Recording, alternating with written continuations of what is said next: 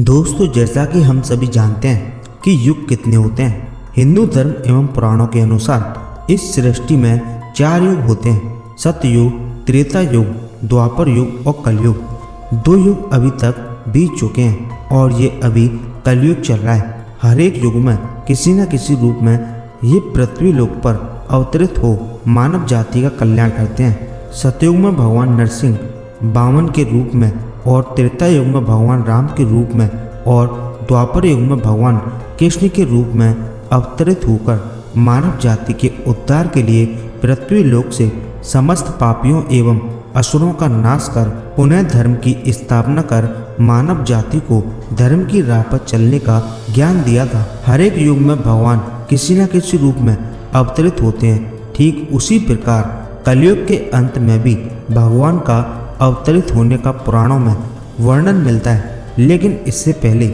युग के बारे में जान लेते हैं कि कलयुग को कैसा युग कहा गया है। पुराणों एवं धर्म ग्रंथों में तो चले जानते हैं। द्वापर युग के अंत में जब पांडव महाभारत का युद्ध जीतने के बाद एक दिन उनके मन में आने वाले युग कलयुग के बारे में जानने की इच्छा हुई कि आने वाले कलयुग में मानव कैसा होगा, उसका आचरण और व्यवहार किस प्रकार का होगा।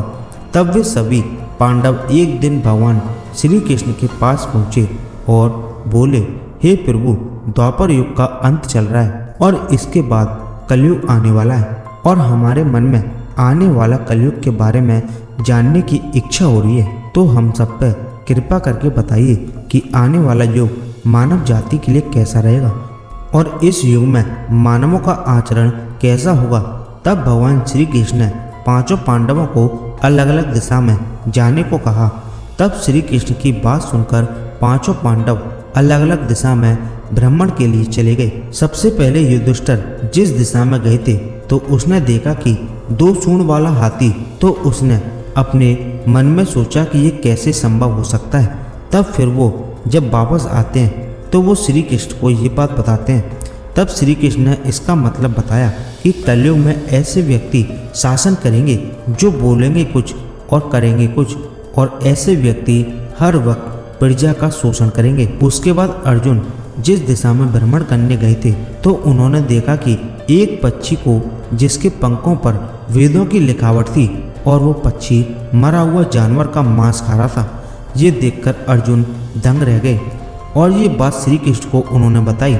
तब श्री कृष्ण ने इसका उत्तर देते हुए कहा कि हे पार्थ, कलयुग में ऐसे लोग होंगे जो ज्ञानी कहलाएंगे और वो अधिक शिक्षित भी होंगे। उसे सब चीज़ों का ज्ञान होगा लेकिन उसका आचरण दुष्टों का होगा। भीम जिस दिशा में गए थे तो उन्होंने देखा कि एक गाय अपने बछड़े को चाट रही है और वो गाय अपने बछड़े को इतना चाट रही थी कि चाटते चाटते उस बछड़े का खून निकल आया था। तब ये बात श्री कृष्ण को बताई और श्री कृष्ण ने इसका उत्तर देते हुए कहा कि कलयुग में माता पिता अपने संतान के लिए इतने सशक्त हो जाएंगे कि उनके संतान का विकास ही रुक जाएगा और अपने संतानों को परिवार के मोह माया जाल में बांधकर रखने लग जाएंगे, जिससे उनके संतानों को किसी भी चीज में सफलता नहीं मिलेगी। सहदेव जिस दिशा में गए थे तो वो भ्रमण करते करते एक गांव में पहुंचे तो उन्होंने देखा कि गांव में बहुत सारे कुएं थे जिसमें सभी कुओं में पानी था, लेकिन गांव के बीच में एक कुआं ऐसा भी था जिसमें पानी नहीं था। तो उन्होंने ये बात श्री कृष्ण को बताई। तब श्री कृष्ण ने इसका उत्तर देते हुए कहा कि कलयुग में ऐसे भी लोग होंगे जो उत्सव समारोह जैसी चीज़ों पर लोग अधिक धन खर्च करेंगे, यहाँ तक कि लोग अपने शौक के लिए मदिरा मांस आदि सेवन करने के लिए लोग अधिक से अधिक धन व्यय करेंगे।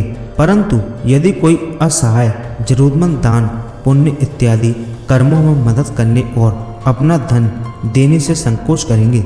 नकुल जिस दिशा में गए थे तो वह उस दिशा में एक जंगल में देखा कि एक बहुत बड़ा पत्थर का चट्टान तेजी से सभी पेड़ पौधों को रोकते हुए ढलान की तरफ आ रहा था और वो चट्टान आते आते एक छोटे से पेड़ में टकरा कर रुक गई।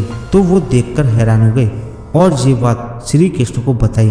तब श्री कृष्ण ने इसका उत्तर देते हुए कहा कि कलयुग में इंसानों की बुद्धि क्षीण हो जाएगी और मनुष्य का पतन होने लगेगा और ये पतन इतना तेजी से होगा कि धन या सत्ता की वृक्ष इससे रोकने में सक्षम नहीं हो पाएंगे, लेकिन हरि नाम के एक छोटे से पौधे से ये पतन रुक जाएगा। हरि नाम लेने या फिर कीर्तन करने से मनुष्य की बुद्धि प्रबल हो जाएगी और वो सत्य और असत्य का निर्णय लेने में उसे सहायता करेंगे और वो अपने जीवन के लक्ष्य को पार कर सकेंगे।